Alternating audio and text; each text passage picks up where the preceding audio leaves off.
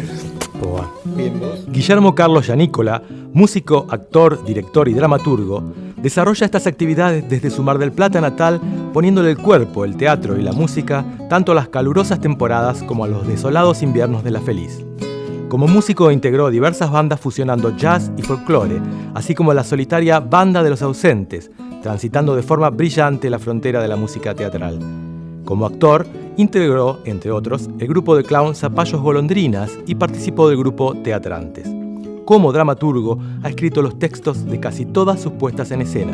Podemos nombrar Disparate, Floresta, Mataderos, Edificios en su versión Torre A y Torre B, Fausto y La Sed. Asimismo, ha realizado adaptaciones de textos de otros autores: Uburrey, Fausto, Troilo y Créssida, Hamlet, El sabueso de los Baskerville, La Odisea, El fantasma de Canterville, entre otras.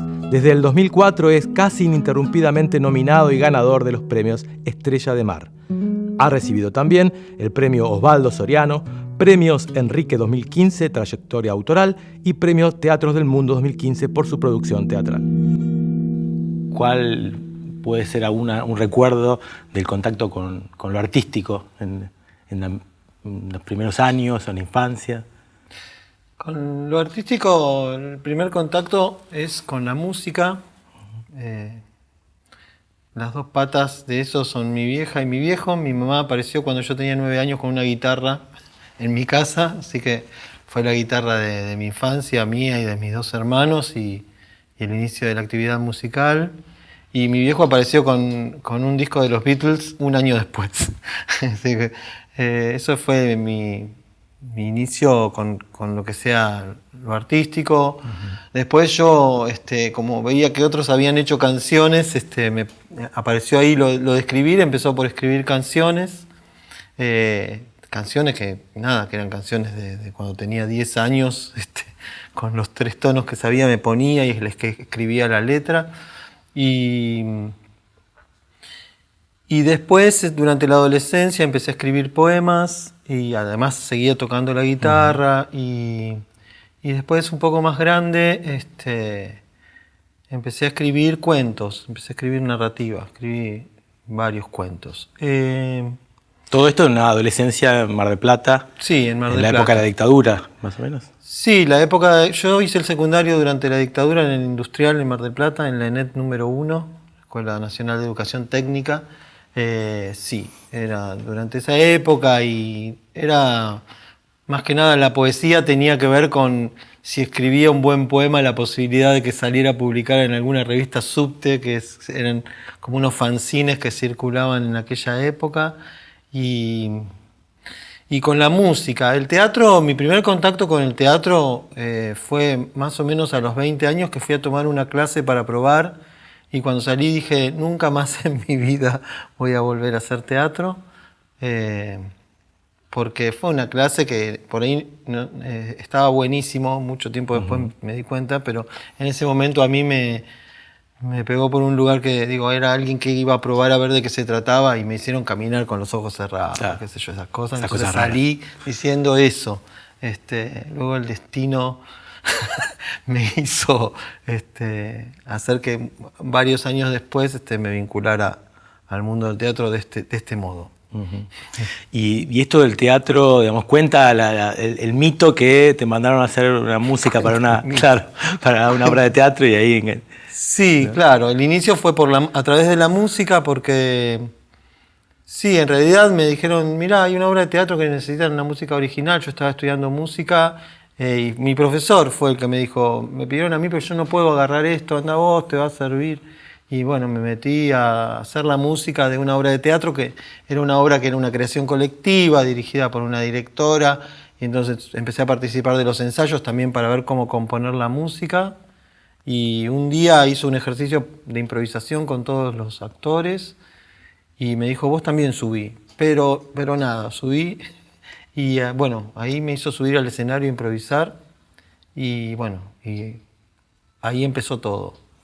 Y para poner como un momento que vos, digamos, te sentiste dramaturgo, ¿no? ¿Cómo podríamos pensar ese Sí, yo empecé a hacer teatro, que es lo que se decía en esa época, de este modo, como haciendo talleres y actuando, y hicimos este espectáculo de clown o este varieté con sketches cómicos que hacíamos con Guillo Castiñeiras y con Cecilia Leonardi, que eran Los Zapallos Golondrinas, y otras actividades teatrales, o muy interesado en el circo, y estuve como 10 años en la actividad, en que yo solamente estaba como actor.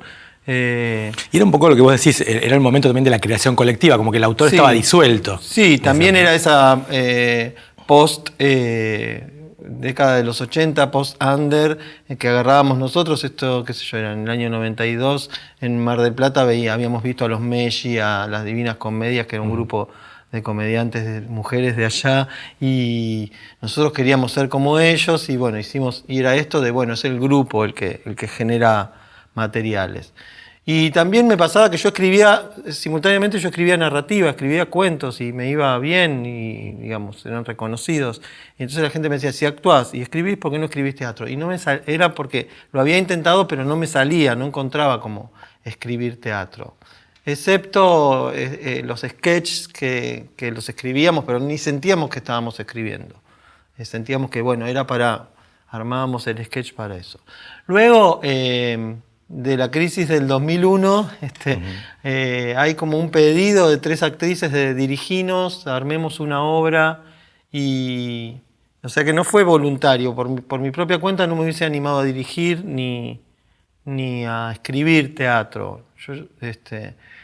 Vamos a hacer algo, como que también el inicio de Floresta es que estoy contando, que fue la primera obra que dirigí y escribí, fue una invitación a una creación colectiva, ponete a dirigirnos, lo escribimos entre todos, improvisamos, y terminó siendo un texto mío, ya que en las improvisaciones no fluía, no aparecía nada. Bueno, empecé yo proponiendo, acá traje una página de texto y así se fue armando eso, y me fui animando a escribir y a dirigir todo junto. Eso es el primer trabajo en el que yo me siento dramaturgo a partir de ahí, digamos, del estreno o del proceso de ensayos y del estreno de Floresta, Reunión de Cosas Agradables y de Buen Gusto, es el nombre de la obra. Floresta, Reunión de Cosas Agradables y de Buen Gusto. Y ahí jugás un poco con el lenguaje abigarrado, ¿no? Con mucho texto. Hay un juego paródico con el lenguaje que es eso, es como un lenguaje de texto de Shakespeare traducido, ¿no? Como muy barroco y con palabras muy rimbombantes y como mucho texto para que digan las actrices, y mucho texto y muy difícil. Era como una consigna del texto, porque esa obra surgió como... En realidad Floresta iba a ser una reunión de 3 viejas actrices en el escenario, como un homenaje que les hacían, y recordaban viejas escenas de obras que habían hecho, y yo empecé a escribir esas escenas de esas obras que habían hecho. Entonces eran ya como una parodia. Luego ese mundo de la afuera de esas 3 actrices no existió y nos quedamos solamente con eso, y por eso quizás tenga esa forma de texto rimbombante y grandilocuente, digamos. Pero volviendo a esto que hablábamos de la creación colectiva, no era algo muy, muy usual en el ámbito marplatense que hubiera un texto tan formado y con tanta palabra, con tanta enunciación. Sí, puede ser, es verdad. Sí, además creo que otra de las cosas que se introduce, como si bien ya habían habido grupos y todo eso, es como una posibilidad de juego con el humor y con un texto y con un humor absurdo, que me parece que eso fue lo que llamó la atención de ese texto inicial, como una mirada diferente a la textualidad que se estaba produciendo en Mar del Plata hasta entonces. Lo que iba por el lado del humor y de la comicidad era esto, que eran varietés, grupos que hacían sketch, como el grupo anterior que había tenido, y de repente todo ese humor o ese estallido tan divertido que sucedía viendo a las Divinas, ahora se concretaba en algo como, de algún modo, con una consistencia, con una totalidad de un texto, ¿no? Como que eso me parece que fue algo que no había habido en Mar del Plata hasta entonces. O sea, lo que eran textos teatrales tenían una cierta formalidad y y una cierta solemnidad, si se puede decir, no en desmedro de los otros autores o previos. Sí, pero más lo esperable de lo que es un texto teatral. Claro, era como, bueno, un texto teatral tenía como una cierta... Y acá era como un patear el tablero, de algún modo, que yo lo escribí de ese modo también como un juego, ¿no? Divirtiéndonos. Continúa un poquito esto en Disparate. Sí, es como una primera etapa en donde esos textos tienen que ver con un humor, con un trabajo con el absurdo, que a mí me encantaba, una especie de, no tan directo, pero se opera ahí una especie de traslación del humor de Ionesco o de los hermanos Marx a situaciones nacionales, si se quiere, o idiosincráticas argentinas, como ahí en Floresta hay como muchos juegos del humor de los hermanos Marx, de Ionesco, de Woody Allen, de los Monty Python, ese humor que a mí siempre me había gustado, bueno, trasladado a situaciones en Argentina que yo no había visto como ese cruce, ¿no? Y en Disparate más aún se acentúa eso porque es un matrimonio muy argentino. Que me parece muy reconocible, y ahí sí ya era como más consciente la operación de trasladar esta cosa ionesco a algo que tuviera que ver con cómo hablamos los argentinos. Y en las últimas obras que estás trabajando con este italiano inventado, Italiano falso. Falso, que también es un homenaje a Fellini, ¿no? Esto de revisitar y traerlo para las Pampas. Sí, también hay algo de eso. Los últimos 2 estrenos que hice es un díptico que se llama 2 piezas en italiano falso. También el díptico es, además de que tienen ese elemento en común que jugamos con un italiano falso, que no es un cocoliche tampoco, ni es el italiano verdadero, sino que es un italiano con las palabras que sabemos en italiano y las otras las inventamos. Es como un neococoliche en todo caso. Pero viste que el cocoliche es más una cosa que tiene que ver más con los inmigrantes. Eso es como para un juego para el teatro nada más. Y además de eso tiene que ver los procesos que fueron simultáneos de estas 2 obras y el universo de Fellini. Nos fuimos encontrando en cada uno de los trabajos, uno se llama Il Periplo y el otro se llama La Bella Dispersione. En cada uno de los trabajos nos fuimos usando el universo de Fellini como parte del material. En el caso de Il Periplo son pinceladas, textos, personajes de Fellini aparecen como pinceladas para contar una historia que fuimos creando a medida que la íbamos haciendo. Entonces lo de Fellini no fue central, fue tomar como esa gama de colores y de texturas y de personajes y como una suerte de homenaje, a partir de eso contar otra historia que es la historia que contamos nosotros. Pero me parece que hay algo interesante, que capaz uno viendo tu obra, siempre hay un juego con la enunciación, de dónde sale la palabra. Que a mí me parece que es una unión muy interesante entre este escritor, Giannicola, que escribía solamente, y una teatralidad muy fuerte de cómo se pone en escena ese texto, ¿no? Esto Sí. con el espacio, con cómo se dice, con la improvisación.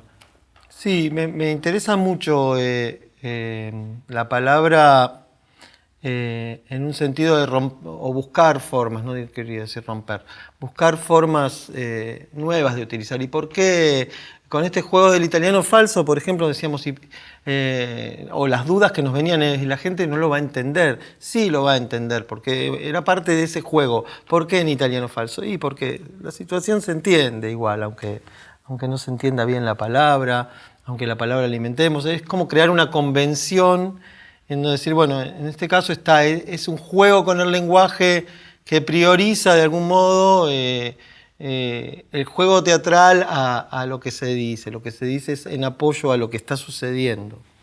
Y así como en Mataderos tenés este lenguaje abigarrado, este italiano falso. También es muy interesante en Fines cómo haces esta cuestión de la repetición también, ¿no?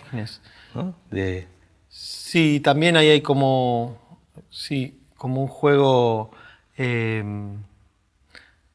un juego de repeticiones, digamos, de iteraciones de una misma situación. Los Fines es una última escena de una obra que se repite 17 veces, digamos, con 17 posibilidades diferentes del final de una noche, digamos, o del final de una obra, por eso se llama Los Fines la obra.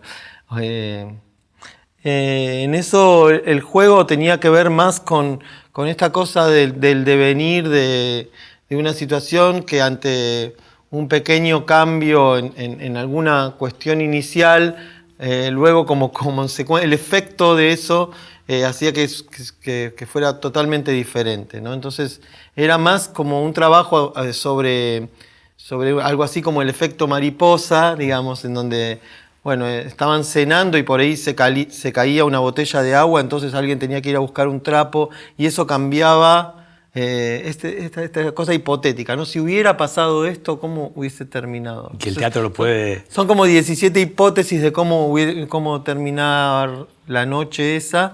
Y en esas 17 hipótesis diferentes también vamos conociendo los personajes y vamos contando la historia, digamos. Como que ese era un poco el juego. Y la repetición, sí, la repetición como una constante y algo repetido en mi búsqueda que tiene que ver con, digo, veo lo de la repetición, en este caso de escenas, en Floresta hay un personaje que dice reiterativa, reiterativa yo, siempre está como ese juego con la repetición que tiene que ver con el fragmento, ¿no? En los fines es repetir, es bueno, tomar un fragmento y multiplicarlo, digamos, o copiarlo, ¿no? Es un poco como algo de lo musical también.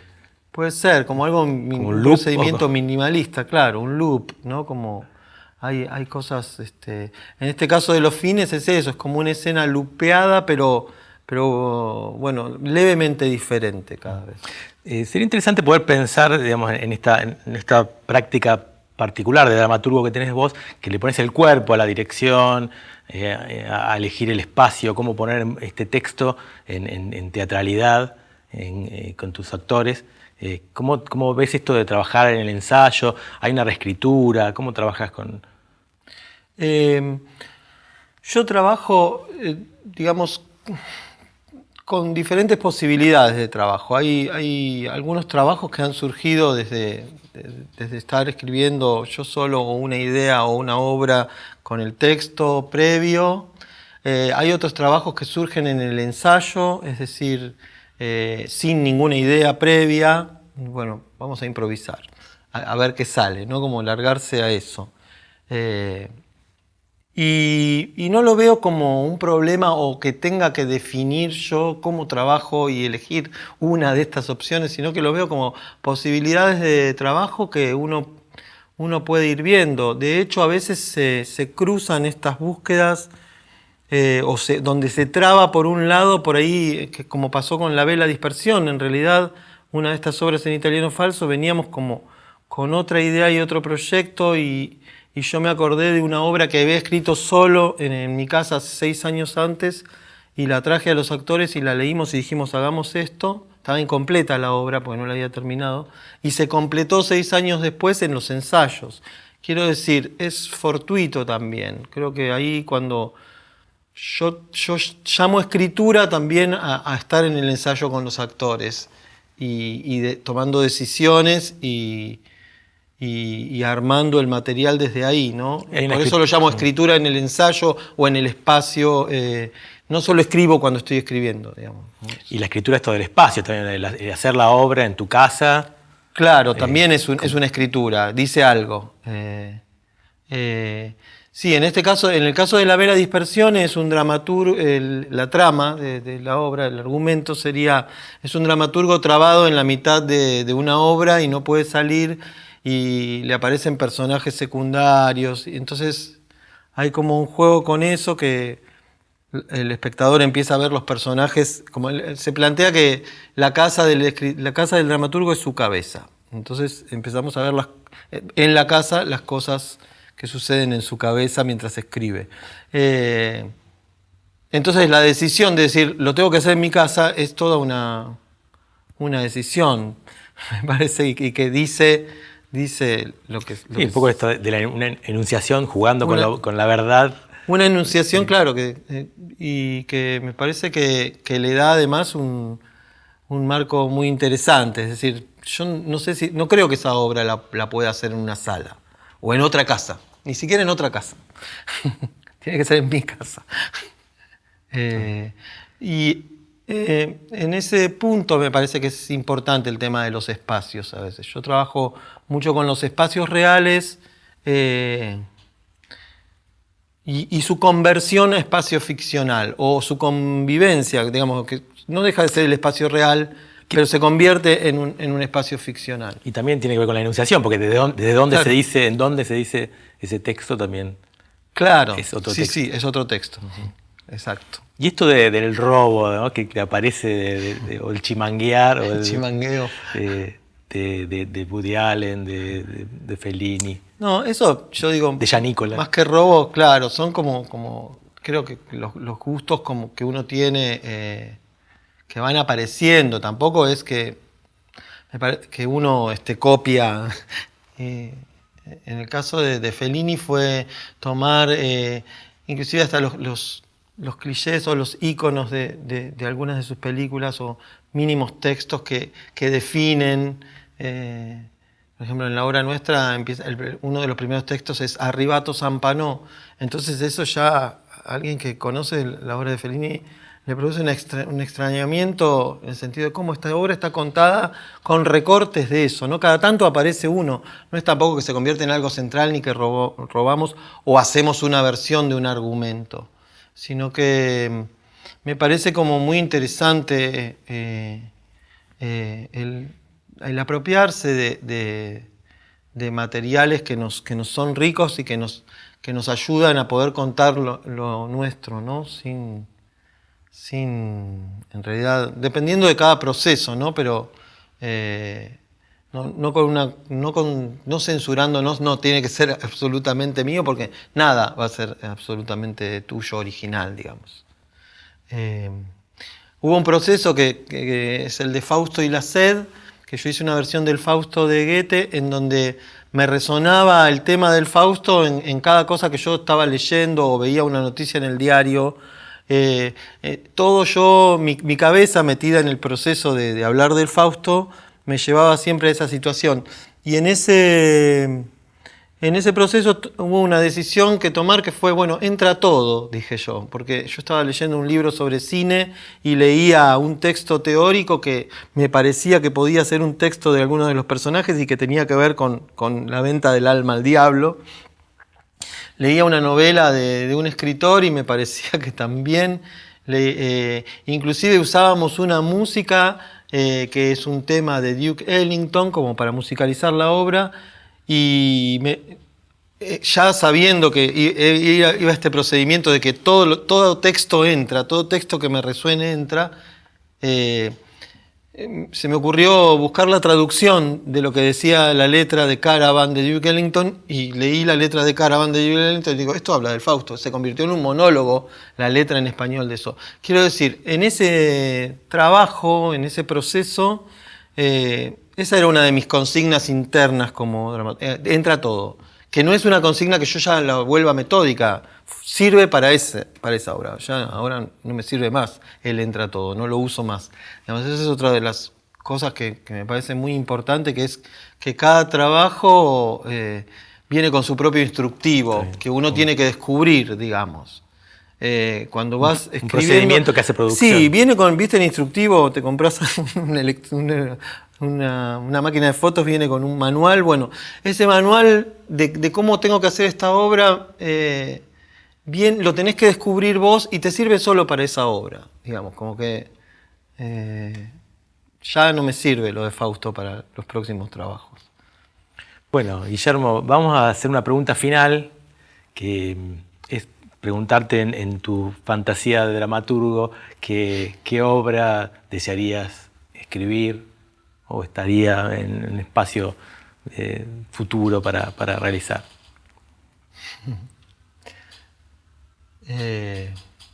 Así, en la fantasía sin... ¿O qué manual de instrucciones nuevo? No, claro, que no lo sé. Por ahí es siempre un descubrir, ¿no? Cada obra que yo he escrito ha sido siempre como veníamos hablando, un descubrir.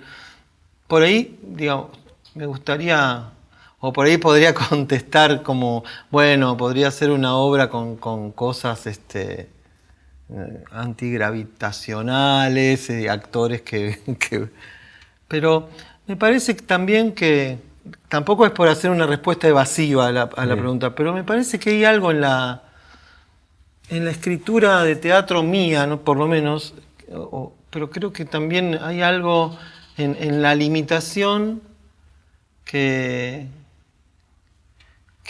es teatral, que va encauzando. Es decir, ¿qué pasaría? Un poco esta pregunta, ¿no? ¿Qué pasaría si tuviéramos libertad de hacer la obra que dice, no hay límite de plata, no hay límite de nada, ni de... Me parece que no sé si haría una obra, tal vez, no sé, no, lo estoy pensando ahora. Me parece que hay algo en esa limitación Qué productivo. Bueno, que es... sí, que hace que uno se ponga a pensar alrededor de eso, ¿no? Que es muy difícil, para mí por lo menos, pensarlo sin límites, ¿no?